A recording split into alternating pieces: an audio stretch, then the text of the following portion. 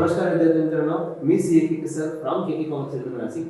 आणि मुलांना आज के कॉमर्स सेंटरमध्ये म्हणजेच आपल्या स्टुडिओमध्ये दोन गेस्ट आलेले आहेत तुमच्यासमोर. So let's start introduction of them.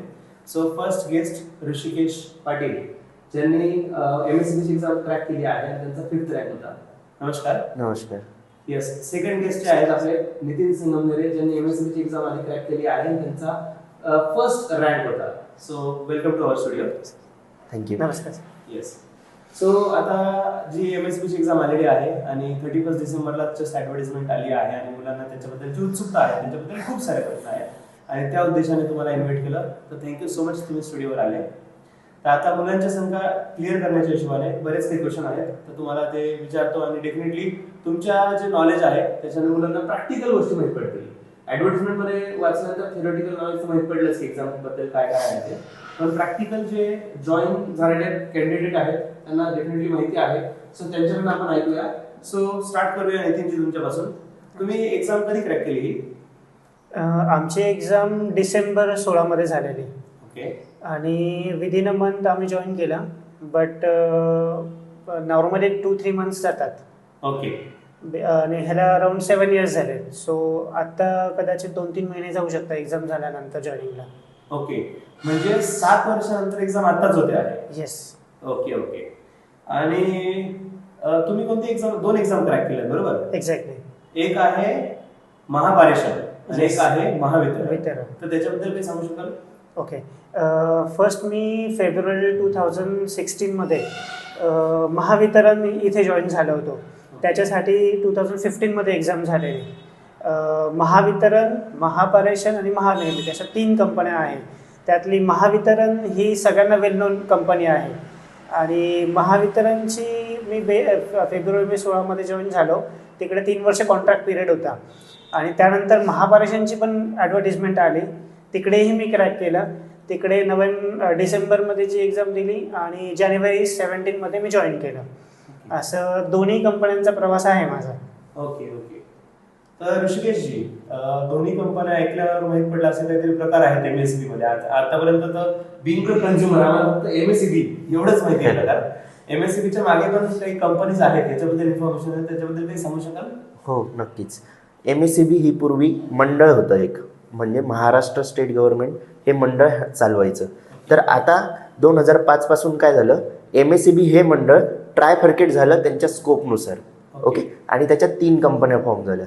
पहिली आहे महाजनको म्हणजे जनरेशन कंपनी, दुसरी आहे ट्रान्समिशन जिथे आम्ही आता सध्या काम करतोय, आणि तिसरी आहे डिस्ट्रीब्युशन वितरण. म्हणजे पहिली जी आहे ती निर्मितीवाली, दुसरी जी आहे ती पारेषण म्हणजे ट्रान्समिट करते एनर्जी, आणि तिसरी जी आहे जी आपल्या घराघरात आपल्याला एनर्जी प्रोव्हाइड करते डिस्ट्रीब्युशन, जिची आता सध्या एक्झाम आहे. Okay okay. म्हणजे ह्या अशा ते 3 कंपन्या आहेत. Okay okay. येस. आणि ही जी एक्झाम आहे ती महावितरण म्हणजे डिस्ट्रीब्युशनची वितरणची. म्हणजे येस. तिन्हीचं काम पण डिफरंट आहे. तिन्ही हो हो हो, तिघांचा स्कोप पण वेगळा आहे. Okay okay. नितीनजी, ही एक्झाम कोणी कंडक्ट केली होती? आमच्या वेळेस IBPSनेच कंडक्ट केलेली. ओके. मोस्ट प्रोबॅबली ह्या वेळेस पण IBPSच कंडक्ट करेल. IBPS कंडक्ट करण्याचे Correct. चान्सेस जास्त आहे, कारण IBPS आणि TCS बद्दल डिस्कशन चाललं होतं. हां. पण मोस्ट प्रोबॅबली तुमच्या म्हणण्यानुसार IBPS असू शकते. ओके. ऋषिकेशजी, तुमचा पुढचा प्रश्न हा आहे की ह्या एक्झामसाठी तुम्ही प्रिपरेशनसाठी किती वेळ दिला होता? खरं सांगायचं झालं तर प्रिपरेशन म्हणजे मी त्यावेळी मी CA इंटर जस्ट पास केलेलं होतं. ओके. CA इंटर पास करून मी ह्या एक्झामसाठी म्हटलं एक्झाम देऊन बघूया तर ओके. कशी एक्झाम आहे काय आहे. त्यावेळी मी त्या टचमध्ये होतो सिलेबसच्या अभ्यासाच्या, म्हणजे आपलं जे प्रोफेशनल नॉलेज आहे ते CAचा बॅकग्राऊंड असल्यामुळे त्या टचमध्ये होतो. ओके. तर त्यामुळे ॲज सच प्रिपरेशन करायची मला जास्त गरज नाही पडली. पण माझ्यासोबत जे BComची मुलं लागलेले आहेत, म्हणजे ज्यांना मी ओळखतो, त्यांच्या म्हणण्यानुसार, त्यांच्या सांगण्यानुसार की आम्हाला त्यासाठी प्रिपरेशन करावं लागलं. कारण होती कॉम्पिटिशन, म्हटलं कॉम्पिटेटिव्ह एक्झाम म्हटल्यावर कॉम्पिटिशन असते आणि त्या हिशोबाने ती कॉम्पिटिशन होती, म्हणून त्यांनी त्या हेतूने प्रिपरेशन केलेलं होतं. टू बी फ्रँक, आमचं त्या मानाने कमी प्रिपरेशन होतं, पण आमचं CA इंटर असल्यामुळे आम्ही जॉईन होऊ शकलो त्या. ओके. म्हणजे इंटरचे जस्ट क्लासेस झाले आणि एक्झाम दिली असं झालं का? हो, मी जस्ट इंटरचे नाही, माझे इंटर पास होतो, ओके. माझे CA फायनलचे क्लासेस चालू होते, त्यामुळे ओके. अजून एक स्टेप अहेड होतो मी ओके. त्या गोष्टीसाठी. त्यामुळे आणि हे बेसिक नॉलेज असल्यामुळे ती एक्झाम क्रॅक करायला सोपं गेलं मला. Okay okay. म्हणजे नक्कीच तुम्ही सीए फायनलच्या लेवलपर्यंत पोहोचले असाल तर ह्या गोष्टीचं प्रिपरेशनला मेहनत कमी लागेल. पण तुम्ही जर फक्त बीकॉम केलंय आणि पण बीकॉम केल्यानंतर समजा गॅप जर खूप झाला असेल तर Yes. नक्कीच तुम्हाला प्रिपरेशनसाठी मेहनत घ्यावी लागेल. आणि घेतलेली आहेत. आमच्या सोबतचे जे मुलं लागलेले होते ते 2-2, 3-3 वर्ष, 4-4 वर्ष ग्रॅज्युएशन नंतर स्टडी करून ह्या पोस्टला क्वालिफाय झालेले. म्हणजे ते प्रॉपर कॉम्पिटेटिव्ह एक्झामचा स्टडी करून आलेले मुलं आहेत ओके. इथे. येस. नितीनजी, पुढचा प्रश्न तुमच्यासाठी. तुम्ही जेव्हा पासआउट झाले तेव्हा नंबर ऑफ वॅकन्सीज किती आल्या होत्या आणि ओव्हरऑल कट ऑफ बद्दल काही ऍडवाइस असेल तर त्याच्याबद्दलही सांगू शकता. ओके. आमच्या वेळेसची जी ॲडव्हर्टिजमेंट होती त्या अराउंड 900 to 950 हे टोटल होते. त्यात मग कॅटेगरीमध्ये मग वेगवेगळ्या रिझर्वेशनमध्ये बरेच असतील. बरोबर. कम्पेअर टू दिस ह्या ॲडव्हर्टिजमेंटमध्ये माझ्यामध्ये आय थिंक 468 ऑर समथिंग आहे. सो ऑलमोस्ट 50% जागा कमी झालेल्या आहेत. Right right. पण 50% कमी झालेले आहे तेव्हा आमच्या वेळेसची कम्पॅरिझन करता आता नंबर ऑफ ॲस्पिरंट्स खूपच आहे. म्हणजे तुमची कॉम्पिटिशन खूप जास्त वाढलेली आहे. राईट. सो तो विचार करता तेव्हाचा कट ऑफ आणि आत्ताच्या कट ऑफमध्ये फरक पडेल. Right right. आणि सगळेच जण प्रिपरेशन करतात आणि आपले जॉब ऑपॉर्च्युनिटी आता खूपच कॉम्पिटेटिव्ह झाली. त्यामुळे कट ऑफचे जास्त चान्सेस असणार आहे ओके. आणि जागा कमी आहेत. Right right. मुलांना आपण एक इम्पॉर्टंट मेसेज दिला सरांनी की आपण प्रिव्हियस इयरचा किंवा प्रिव्हियस क्वेश्चन पेपरचा कट ऑफ करून चालतो की हा कट ऑफ राहील. पण तेव्हाची सिच्युएशन म्हणजे 2016 राईट. येस. 2016चं एंड. करेक्ट. तेव्हाची सिच्युएशन तेव्हा अवेअरनेस कमी, रिसोर्सेस कमी आणि वॅकन्सीज जास्त म्हणजे 950 वॅकन्सीज आणि एक्झाम देणारे ऍस्पायरंट कमी.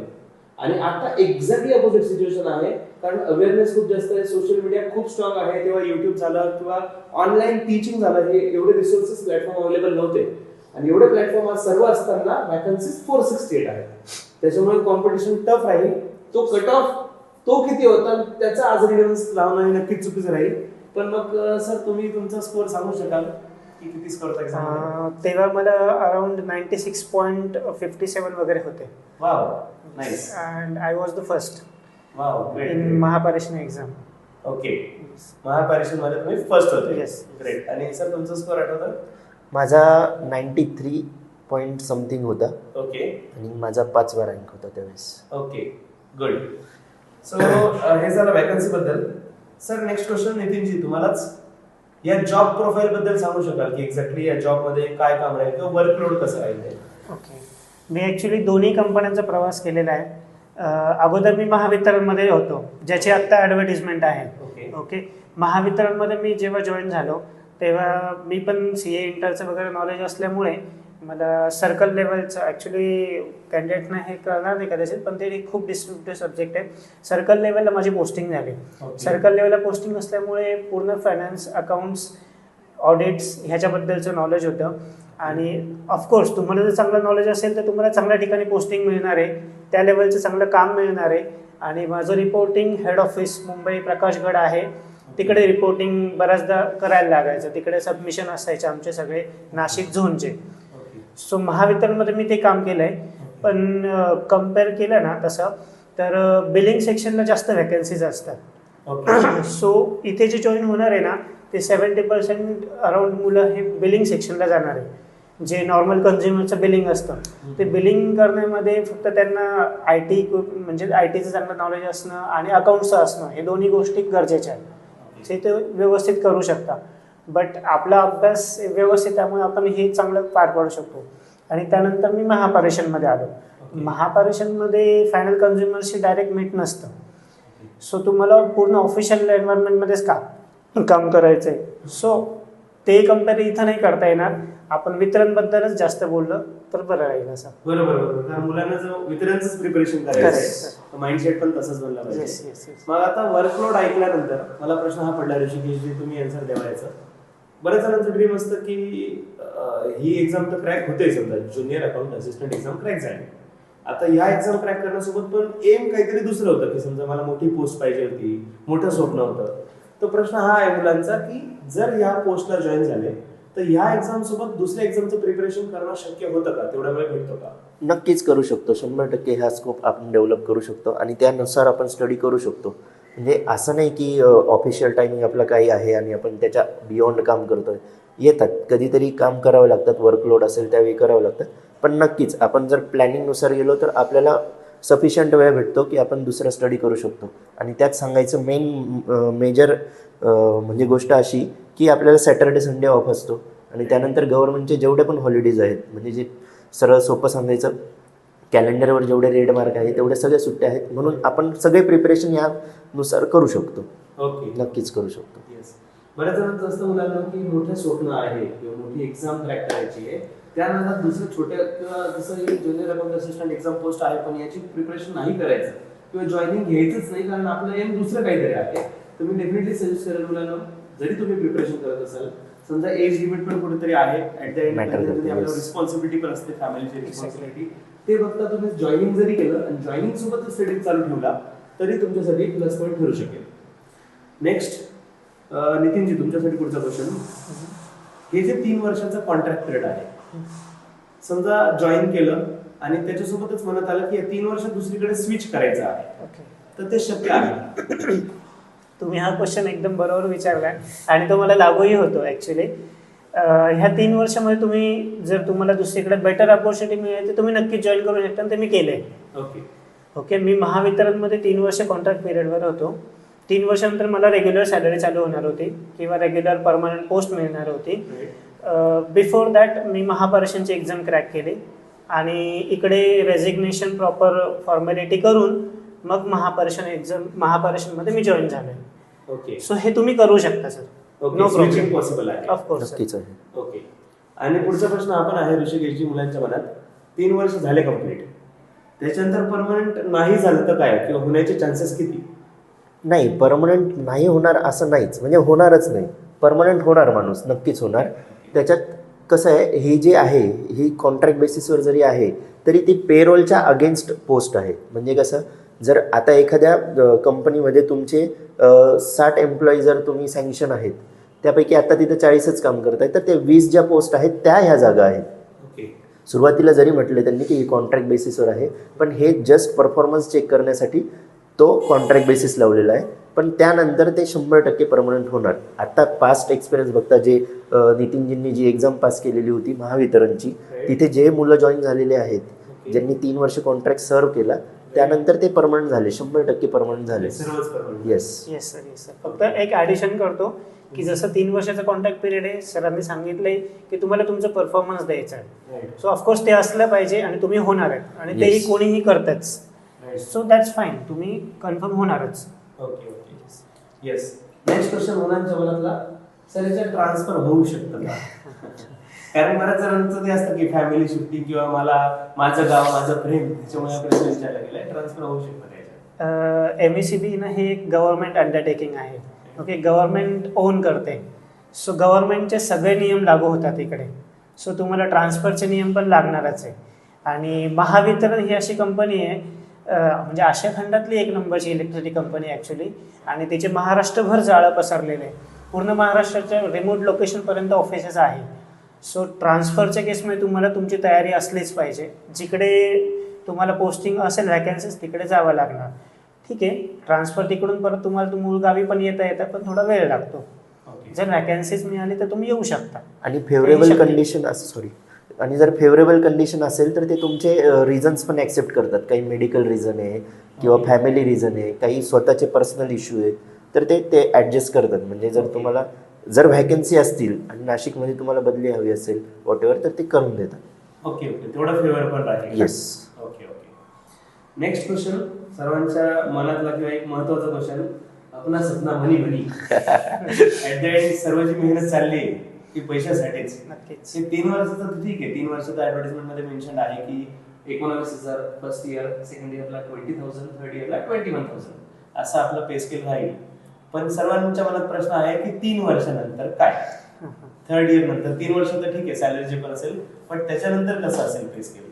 ओके, आता करंट पोझिशन जी बघता, जो तुमचा पे स्केल डिफाईन केलेला आहे ज्युनियर अकाउंट असिस्टंटचा, तर त्या हिशोबाने बघता हा पे स्केल 3 वर्षानंतरची आपण गोष्ट करतोय. म्हणजे आजच्या बेसिसवर 29,000 जो बेसिक दिलेला आहे आपल्याला, त्याच्यावर तुम्हाला पेमेंट किती येईल हातात? ओके. तर हा विचार करता ॲप्रॉक्सिमेटली 50,000पर्यंत आज आपल्याला हा पेमेंट रिसीव्ह होतो जर ओके. एखादा डायरेक्ट परमनंट माणूस तिथे काम करत असेल तर. ओके. ओके.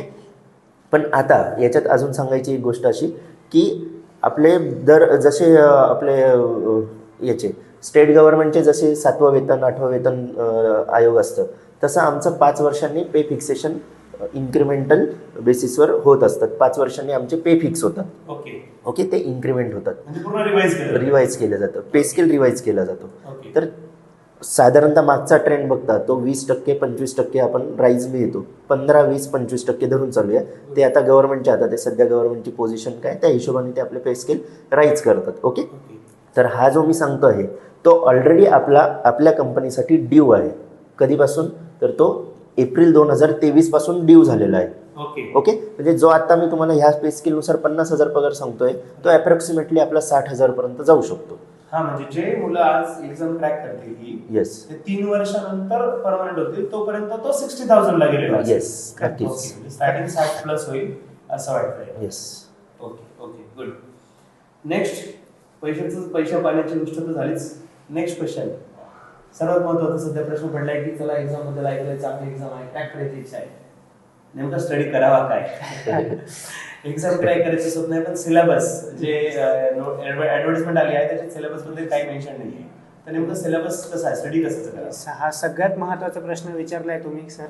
ॲक्च्युली ह्या सिलेबसमध्ये ना सर 11-12 कॉमर्सचं जे नॉलेज आहे ते जास्त टेस्ट केलं जाणार आहे.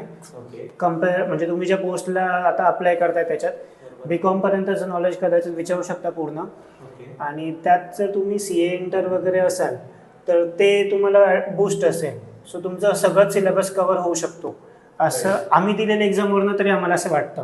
ओके. बिकॉज त्या टाईपचे सगळे क्वेश्चन होते. बट तुमचं बेसिक ऑफ अकाउंट्स हे खूप इम्पॉर्टन्स असणार आहे. ओके. सो ते जास्त तुम्ही सगळ्या ॲस्पिरंट्सना सांगावं असं वाटतं मला. मी त्याच्यात एक ॲड ऑन करू इच्छितो Yes. की सिलेबस ॲक्च्युली डिफाईन नाही केलेला आहे. आत्ताची जी ॲड बघितली त्यात सिलेबस डिफाईन नाही केलेला आहे. Right. ॲक्च्युली आमच्या वेळेस पण नव्हता. आणि Okay. ॲक्च्युली आमच्या वेळेस म्हणजे आम्ही त्या गोष्टीकडे लक्ष दिलं नाही. ओके. तर जेवढा आपला स्टडी होता त्या हिशोबाने आपण स्टडी करत गेलो. आणि BCom लेवल म्हणा किंवा त्यापेक्षा पण पुढची लेवल असेल, जर आपल्याला एक्झाम क्रॅक करायची आहे तर आपल्याला एक स्टेप अहेड राहावंच लागणार आहे. तर आपण सांगू नाही शकत की याच्यात हा प्रश्न येईल का नाही येणार. मे बी बजेटचा पण प्रश्न येऊ शकतो. बजेटरी आपले जे बाकीचे कॉस्टिंगचे पण प्रश्न येऊ शकतात. तर के सर आहेत म्हटल्यावर ते प्रिपरेशन करूनच येतील तुमच्याकडून त्या हिशोबाने. बेसिकली असं ना मुलांना की बऱ्याच जणांचं म्हणणं आहे की बघा 11-12 हा बेस जरी झाला तर फक्त 11-12 वर तुम्ही डिपेंड राहू शकत नाही. दुसरी गोष्ट 11-12 पास आउट व्हायला तुम्हाला 8-10 वर्ष सुद्धा झाली. बरेच जण कॅन्डिडेट असे सुद्धा असतील कारण 11-12 जेव्हा पास आउट होतो तेव्हा आपलं एज 17-18 असेल. Yes. Yes. आताच आपण 28, 29, 30 हो, बरोबर नक्कीच. जवळपास 10 ते 12 वर्ष झाले. Correct. तर त्याच्यापैकी तुमचं जर तेवढी कमांड असेल पूर्ण त्या टॉपिकवर तर चांगली गोष्ट आहे. पण फक्त त्याच्यावर डिपेंड राहू शकत नाही. आता असं म्हटलं जातं की BComचा सिलेबस येईल पण BCom मध्ये एक सब्जेक्ट ऑप्शन पण असतो. हो. जसं की Correct. समजा कॉस्ट अकाउंटिंग हा जो सब्जेक्ट ऑप्शनल आहे, जे CA करणारे स्टुडंट्स आहेत ते ऑलरेडी कॉस्ट अकाउंटिंग माइंडसेट असतो की आपल्याला Yes. कॉस्ट अकाउंटिंग घेऊ. पण ज्यांना फक्त प्लेन BCom करायचं ते बरेच बँकिंग असेल, मार्केटिंग असेल, खूप सारे ऑप्शन्स आहेत तर ते हा सब्जेक्ट ऑप्ट नाही करत. Yes. But students let me clear you या एक्झाम मध्ये कॉस्ट अकाउंटिंग ते सुद्धा marginal costing, budgetary costing, standard costing असे टॉपिक असतील किंवा टॅक्सेशन वगैरे असेल हे सुद्धा विचारलं जाऊ शकतं. आणि टॅक्सेशन हा अमेंडमेंट वाला सब्जेक्ट आहे म्हणजे ज्याच्यात प्रत्येक वर्षी नवीन काहीतरी येते. फायनान्स ऍक्ट जो म्हणतो लेटेस्ट फायनान्स ऍक्ट तर त्याचं पण नॉलेज आपल्याला असणं गरजेचं आहे. त्याच्यामुळे तुम्हाला ह्या गोष्टींचं पण अपडेट सुरू करणं गरजेचं आहे. म्हणजे डेफिनेटली तुम्ही सेल्फ स्टडी करू शकत असाल तरी तो डेफिनेटली करू शकता. बट एवढ्या सगळ्या गोष्टींचं मटेरियल कलेक्ट करणं आणि तुम्हाला जर पॉसिबल असेल तर डेफिनेटली KKC आहेच. ठीक आहे. Yes, चला आता yes, आपण पुढच्या प्रश्नावर येऊया. नेक्स्ट सो ऋषिकेशजी तुमच्यासाठी पुढचा प्रश्न जे हाफ CS अच्छा. ऍक्च्युली वेब सिरीज आल्यापासून हाफ CA नाव फेमस झालं. जे हाफ CAs आहेत किंवा CAच्या जर्नीमध्ये कुठेतरी अडकलेले आहेत तर त्यांच्यासाठी ही एक्झाम एक गोल्डन ऑपॉर्च्युनिटी असू शकते का? ओके. हा क्वेश्चन मी माझ्याशी रिलेट करतो कारण मी स्वतः हाफ CA आहे जसं मी आधी सांगितलं तुम्हाला. येस. तर नक्कीच म्हणजे तुम्ही जर म्हणत असाल की मला इंटर बेसिसवर जॉब पाहिजे म्हणजे फॉर एक्झाम्पल की माझं फायनल होऊ शकत नाही आहे किंवा माझा एज असं आलं आहे किंवा माझी फायनान्शियल घरची कंडिशन अशी की मला नाऊ मला जॉब करणं कंपल्सरी आहे. तर त्या बेसिसवर जर तुम्ही ऑप्ट करत असाल तर हा जॉब डेफिनेटली तुमच्यासाठी आहे. आणि पे स्केल बघायला गेलं तर आज CA इंटर बेसिसवर तुम्हाला हा पे स्केल कुठंच मिळणार नाही जेवढा इथं मिळतोय. म्हणजे आपली मार्केट कंडिशन बघितली तर त्या पे स्केलनुसार हा जॉब नक्कीच बेटर आहे. ओके. पण जर मी खरंच जेन्युइनली सांगू इच्छितो की तुम्ही आत्ताच जर CA इंटर झालेला आहात आणि तुमच्याकडे अजून 1 वर्ष 2 वर्ष 3 वर्ष CA फायनल करण्यासाठी आहे, करू शकताय, काही प्रॉब्लेम नाही, फायनान्शियल पोझिशन चांगली आहे व्हॉट तर तुम्ही नक्कीच CA साठी जायला पाहिजे. अदरवाईज बेस्ट जॉब आहे, तुम्ही करायला हरकत नाही. येस स्टुडंट, बघा CA किंवा ज्युनियर अकाउंट असिस्टंट या कम्पेअर करण्याचा उद्देश नक्कीच नाही आणि कम्पेरेबल गोष्टी पण नाही. येस ॲक्च्युली तर डेफिनेटली CA क्रॅक करत असाल, I am a chartered accountant आणि डेफिनेटली मी म्हणेन की खूप प्राऊड फील आहे की खूप चांगला करिअर आहे CA. पण जर फक्त पैशाचा विषय केला, समजा असं आहे की ऍट द एंड आपल्याला पैशाची रिक्वायरमेंट आहे, फॅमिली तशी आहे की आपल्याला अर्निंगची गरज आहे, तसं बघितलं तर 60,000 स्टार्ट आहे. रियालिटी ही आहे, तुम्ही नाशिकच्या लेवलला आज बोलायला गेलो आपण, आज CA कम्प्लीट केल्यानंतर पण समजा जॉब करायचंच ठरलं तर जॉबच करायचा आपण विचार केला तर एवढं पे स्केल त्याच्यात पण भेटत नाही. येस. आणि दुसरी गोष्ट, गव्हर्नमेंट जॉबचे बेनिफिट तर नक्कीच भेटत नाही. जी ड्यू डेट चालली आहे तारीख पे तारीख, आणि त्यातल्या त्यात ऑडिटच्या डेटला रात्री 12 वाजता ऑफिस मधून येतो, 1 वाजता येतोय, 2 वाजता येतोय, ऍटलीस्ट हा प्रकार इकडे कधी होऊ शकत नाही. सो दोघांचे प्लस मायनस आहेत, डिसिजन तुम्ही घ्यावा. पण जर असं असेल की CA कम्प्लीट करणं डिफिकल्ट झालंय आणि अर्निंग मस्ट आहे, या सिच्युएशन मध्ये नक्की तुम्ही या एक्झामला प्रिपेअर करावा. नेक्स्ट, आता आपण आतापर्यंत जेवढे डिस्कशन केलं हे सर्व अकाउंट्स बद्दल बोललो, म्हणजेच प्रोफेशनल नॉलेज जो 150 पैकी 110 मार्काचा पार्ट आहे. पण उरलेले जे 40 मार्क आहेत ज्याच्यात क्वांटिटेटिव्ह ॲप्टिट्यूड, त्याच्यानंतर रिझनिंग आणि मराठी यांचे जे क्वेश्चन आहेत 20, 10, 10 मार्कासाठी रिस्पेक्टिव्हली, तर त्या 40 मार्काबद्दल नितीनजी, ते जे 40 मार्काचं प्रिपरेशन आहे त्याच्यात डिफिकल्टी लेवल किती असते, तुमचं काय मत आहे याच्याबद्दल? ओके. आता तुम्ही इतकेच सर डिफाईन केलंच आहे. 150 मध्ये त्यांना फक्त 40 मार्क्स ठेवलेले आणि प्रोफेशनल नॉलेजला 110 ठेवले. बरोबर. सो 40 मार्क्ससाठी ठेवले तर मला म्हणजे आम्ही जे एक्झाम दिली त्याच्यानुसार आणि मला पण असं वाटतं की ती डिफिकल्टी लेवल आहे ना थोडी कमी असणार आहे. बिकॉज तुम्ही MPSC UPSC टाईप एक्झाम खूप प्रोफेशनल लेवलची नाही देते, तुम्ही अकाउंट्स फील्डची देणार आहे. सो इकडे त्याच्यातली डिफिकल्टी लेवल कमी असेल आणि आमच्या वेळेस पण कमीच होती जे आम्ही अटेम्प्ट केलं त्याच्यावरून असं वाटतं. So let's focus more on professional knowledge आणि हे सुद्धा तुमचे बेसिक सगळे क्लिअर असले पाहिजे. मराठी असेल, क्वांटिटेटिव्ह ॲप्टिट्यूड असेल किंवा बाकी सगळे जे असेल ते. राईट. सो याच्यावर नक्की सांगू शकतो की असं नाही की 40 मार्काचे सब्जेक्ट इग्नोर करावे, डेफिनेटली त्याचं पण स्टडी केलं पाहिजे. पण जर फॉर एक्झाम्पल सांगायचं झालं तर 4 तास जर आपण देतोय तर 3 तास प्रोफेशनल नॉलेजसाठी आणि 1 तास आपण कन्सिडर करूया या गोष्टीसाठी, बाकीचे 40 मार्क्ससाठी. मुलांना तुम्ही जर वेटेज बघाल, मार्क्स बघाल, मार्क सिस्टीम हे बाकी सब्जेक्टसाठी फक्त अर्धा मार्काचा एक क्वेश्चन आहे आणि कंपॅरेटिव्हली अकाउंट्सचे क्वेश्चन 2 आणि 3 मार्काला सुद्धा 4 ला सुद्धा असू शकतात. येस. कारण 50 मार्क्स आणि 50 क्वेश्चन आणि 110 मार्क असं दिलंय. म्हणजे हे पण डिफाईन नाही की एक्झॅक्टली प्रत्येक क्वेश्चन 2 मार्काचा आहे 3 मार्काचा आहे. म्हणजे जो क्वेश्चन मला पर्सनली असं वाटतं, मी ऍडिशन करतो तुमच्या आन्सर मध्ये, की जे 3 आणि 4 मार्काला जर क्वेश्चन आला, 3 ला पण येऊ शकतो, तर डेफिनेटली लॉजिकली त्याच्यात न्यूमेरिकल्स राहील, काही ना काही कॅल्क्युलेशन राहील, काही ना काही ऍडिशन राहील. येस. तुम्हाला तसं काही कॅल्क्युलेशन वगैरे फॉर्म्युला टाईप वगैरे काही आठवतं असं काही एक्झाम मध्ये?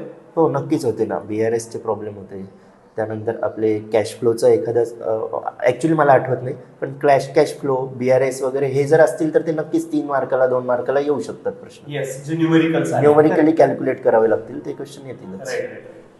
So first of all thank you so much. तुम्ही खूप जास्त कामाचे इनपुट दिले. आता मी जस्ट कन्क्लूड करतो की मुलांना या सगळ्या गोष्टी कामात येतीलच, पण being a rank 1%, being rank 5%, जे तुम्ही खूप मोठी अचिव्हमेंट केली आहे आणि कमी वेळेत स्टडी केलाय त्याच्यात, तर तुम्ही मुलांना काय टिप्स द्याल? कारण जे स्टुडंट आहेत, जे बघणारे आहेत आता, त्याच्यापैकी काही मुलं असे असतील जे CAचं प्रिपरेशन करत आहे, काहींचं इंटर लेवलला आहे, इंटर झालंय, फायनल लेवलला आहे, किंवा काहींनी CA सोडून दिला आहे किंवा त्यांचा CAचा संबंधच नाही, असे पण डेफिनेटली असतील. कारण हा कोर्स BCom, BMS, BBA हे सुद्धा कॅन्डिडेट द्यायचा डेफिनेटली याला एलिजिबल आहे. सो या सर्व मुलांना तुम्ही काय मेसेज द्याल? नितीनजी, तुम्ही काय मेसेज द्याल मुलांना? ओके सर, मला तर असं वाटतं की मोस्ट प्रोबेबली BCom वाले मुलं खूप जास्त प्रयत्न करणार आणि त्यांना प्रयत्न करण्यासाठी त्यांना प्रयत्न जास्त करावे लागणार आहेत.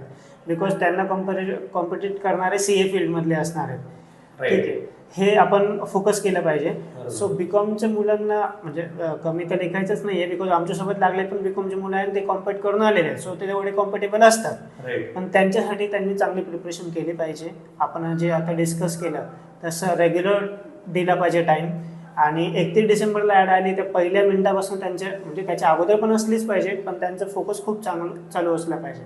ऋषिकेश सर त्याच्यात ॲड करतील सर. येस, ऋषिकेशजी तुम्ही काय टिप द्याल मुलांना? मी टीप देण्यापेक्षा हे सांगतो की तुम्ही BCom लेवलला आहात का CA लेवलला आहात, हे कम्पेअर करण्यापेक्षा तुमचा फोकस फक्त स्टडी हा पाहिजे. ओके, जर तुमच्याकडे नॉलेज आहे व्हॉट एव्हर रिझन की तुम्ही BCom लेवल पार नाही करू शकले किंवा तुम्ही पुढचं शिक्षण नाही घेऊ शकले, याचा अर्थ असा नाही की तुमचं नॉलेज तेवढं नाही आहे. तर तुमचं नॉलेज असेल तर तुम्ही नक्कीच ही एक्झाम क्रॅक करू शकता. फायनान्शियल बेसिसवर, वर्कलोड बेसिसवर, त्यानंतर वर्क कल्चर बेसिसवर जर तुम्ही कोणता जॉब ऑपॉर्च्युनिटी शोधत असाल तर नक्कीच ही जॉब ऑपॉर्च्युनिटी बेस्ट आहे. पे स्केल चांगला आहे. इन्क्रिमेंटल बेसिसवर दर वर्षाला आपले पेमेंट वाढत असतात गव्हर्नमेंटच्या याच्यानुसार. त्यानंतर DA पण वाढत असतो, त्याच्यात ॲडिशन होत असते. त्यामुळे पेमेंट, पे स्केल सगळं ह्या गोष्टी कम्पेअर करता एक BCom लेवलचा मुलगा, कारण ही BCom लेवलची एक्झाम आहे म्हणून आपण BCom लेवलबद्दल बोलतोय. BCom लेवलचा मुलगा जर ह्या पे स्केलला जर येत असेल म्हणजे जॉईनिंग करत असेल तर नक्कीच त्याच्यासाठी बेस्ट ऑपॉर्च्युनिटी आहे. येस.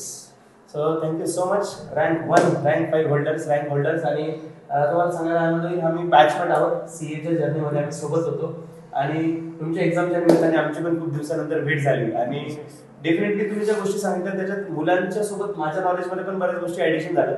कारण ऍट द एंड मला फक्त एवढंच माहिती, जेवढं ऍडव्हर्टिजमेंट मध्ये लिहिलंय एवढं रीड करू शकतो, त्याच्याबद्दल माहिती नाही. पण या फील्ड बद्दल जसं आम्ही कॉमर्सचे क्लासेस घेतो, 11th 12th BCom BBA वगैरे असेल, कॉम्पिटेटिव्ह फील्डमध्ये खूप जास्त एक्सपर्टीज नाहीये. पण तुमच्या येण्यामुळे बऱ्याच गोष्टींचं नॉलेज झालं आणि मुलांना याचा नक्कीच फायदा होईल अशी आशा करतो. आणि जर गरज पडली तर मुलांना पुढे तुमचं गायडन्स लाभू द्या. नक्कीच. आजचं सेशन संपवूया. Thank you so much for coming this video. Thank you so much. Thank you sir, तुमची पण आम्हाला बोलण्याची संधी दिली, मुलांना काही संदेश देण्याचा मिळाला त्या निमित्ताने. Thank you so much sir. Yes.